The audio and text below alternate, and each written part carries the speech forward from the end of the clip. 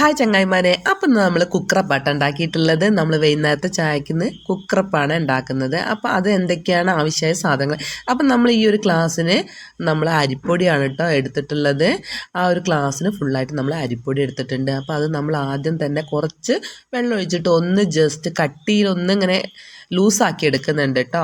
അപ്പോൾ നന്നാക്കി മിക്സ് ചെയ്തതിന് ശേഷം നമ്മൾ ശർക്കര ഉരുക്കി വെച്ചിട്ടുണ്ടായിരുന്നു. അപ്പോൾ അത് കുറഞ്ഞ ചൂടോട് കൂടിയിട്ട് അതിലേക്ക് നമ്മൾ ഒഴിച്ചു കൊടുക്കുന്നുണ്ട്. എന്നിട്ട് കൈ ഇടാതെ നമ്മളിങ്ങനെ ഇളക്കി കൊടുക്കുന്നുണ്ട് കേട്ടോ. അപ്പം നന്നായിട്ട് ഇളകുവോളം നമുക്ക് ഇങ്ങനെ മിക്സ് ചെയ്തെടുക്കാം കേട്ടോ. അപ്പം നമ്മൾ അതിലേക്ക് ഏലക്കായ ചതച്ചത് ചേർത്ത് കൊടുക്കുന്നുണ്ട് കേട്ടോ. അതുപോലെ തന്നെ നമുക്ക് എള്ളും കൂടെ ചേർത്ത് കൊടുക്കണം. അപ്പം നമ്മൾ ബാക്കിയുള്ള ശർക്കരപ്പാവും കൂടെ ചേർത്ത് നന്നായിട്ടൊന്ന് മിക്സ് ചെയ്തെടുക്കുന്നുണ്ട്. അധികം ലൂസാവാനും പാടില്ല, എന്നാലോ കുറച്ച് കട്ടിയും വേണം കേട്ടോ. അപ്പോൾ ഇതാ നമ്മൾ ഈ ഒരു പരുവത്തിലാട്ടോ നന്നാക്കിയിട്ട് മിക്സ് ചെയ്തെടുക്കുന്നുണ്ട്. അപ്പോൾ അതിൻ്റെ സൈഡിലൊക്കെ കുറച്ച് മാവ് കട്ടി പിടിച്ചിരിക്കുന്നുണ്ട്. അപ്പോൾ അതും കൂടിയൊക്കെ ഒന്ന് നമുക്ക് നന്നായിട്ടൊന്ന് മിക്സ് ചെയ്തെടുത്ത് വരാം കേട്ടോ.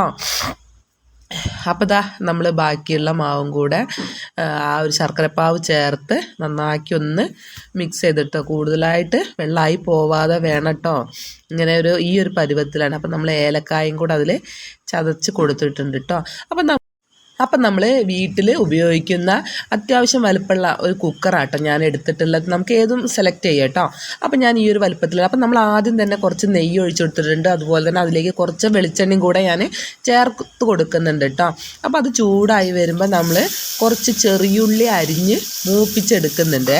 അപ്പം നമ്മൾ എണ്ണ ചൂടായതിലേക്ക് ചെറിയുള്ളിയും കൂടെ ചേർത്ത് നന്നായിട്ടൊന്ന് വഴറ്റിയെടുക്കുന്നുണ്ട്. ജസ്റ്റ് ഒന്ന് വറവായി വരുമ്പോൾ നമുക്ക് അതിലേക്ക് കുറച്ച് തേങ്ങാക്കൊത്ത് കൂടെ ചേർത്ത് കൊടുക്കുക. തേങ്ങാക്കൊത്തെന്ന് പറഞ്ഞു കഴിഞ്ഞാൽ നമ്മൾ തേങ്ങേൻ്റെ പൂള് ചെറുതാക്കി അരിഞ്ഞത് അത് ചേർത്ത് കൊടുക്കുന്നുണ്ട്. അപ്പോൾ അതും കൂട്ടി നമ്മളൊന്ന് നന്നാക്കി ഒന്ന് മൂപ്പിച്ചെടുക്കുന്നുണ്ട്.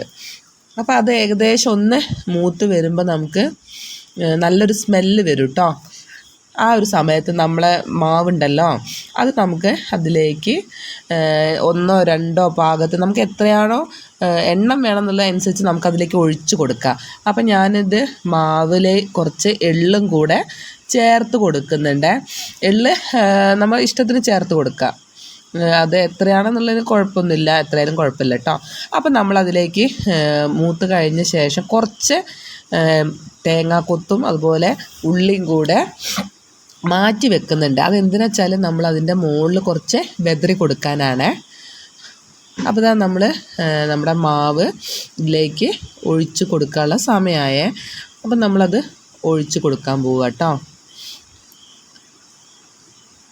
അപ്പോൾ ഇതാ ഒന്നും കൂടെ ഇളക്കിയിട്ട് വേണം, കാരണം അടിയിൽ ഇങ്ങനെ ഊറിക്കിടക്കും. അപ്പോൾ അതില്ലാതിരിക്കാനാട്ടോ ഞാൻ ഒറ്റൊന്നായിട്ടോ പാർന്ന് കൊടുത്തത്. നമുക്ക് വേണമെങ്കിൽ 2 എണ്ണമൊക്കെ ആക്കാം.